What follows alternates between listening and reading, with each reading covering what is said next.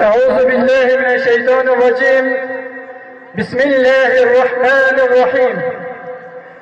إن الله وملائكته يصلون على النبي يا أيها الذين آمنوا صلوا عليه وسلموا تسليما. Değerli misafirler, saygıdeğer Kızılağaç halkı. Peygamber Sevdaları platformunun bu yıl Kızılaç'ta ilk kez düzenlemiş olduğu Özgürlük Önderi Hazreti Muhammed Aleyhisselatü Vesselam adlı etkinliğe hepiniz hoş geldiniz, safalar getirdiniz. أعوذ بالله من الشيطان الرجيم.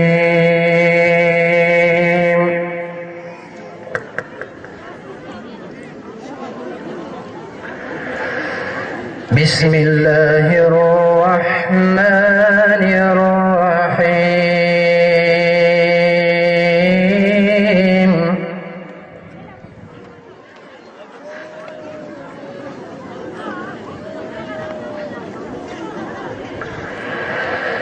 الرحمن علم القرآن خلق الإنسان علمه البيان.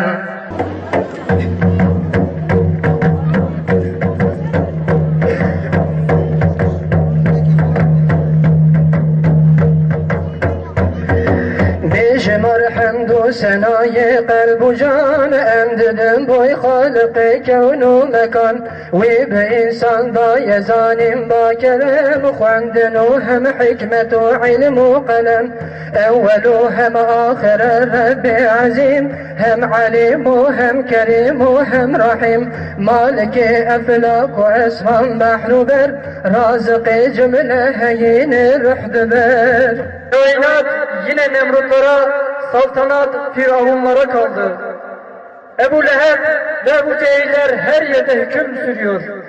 أعوذ بالله من الشيطان الرجيم بسم الله الرحمن الرحيم والصلاة والسلام على رسول الله محمد وعلى آله وأصحابه أجمعين. صلوا على رسولنا محمد، صلوا على طيبنا قلوبنا محمد، صلوا على شفيعنا ذنوبنا محمد. سبحانك لا علم لنا إلا ما علمتنا إنك أنت الجواد الكريم. Rahman ve Rahim olan, insanoğlunu ve bütün kainatı rahmetiyle var eden Allah'a hamdolsun. Selam olsun ömrünü Allah ve Resulüne adayanlara. Biz seni ancak alemlere rahmet olarak gönderdik. Hitabının büyük muhatabı, insanlığı şefkat ve merhametle taşlandıran sevgililer sevgilisi, efendiler efendisi Hazreti Muhammed Mustafa sallallahu aleyhi ve selleme selam olsun.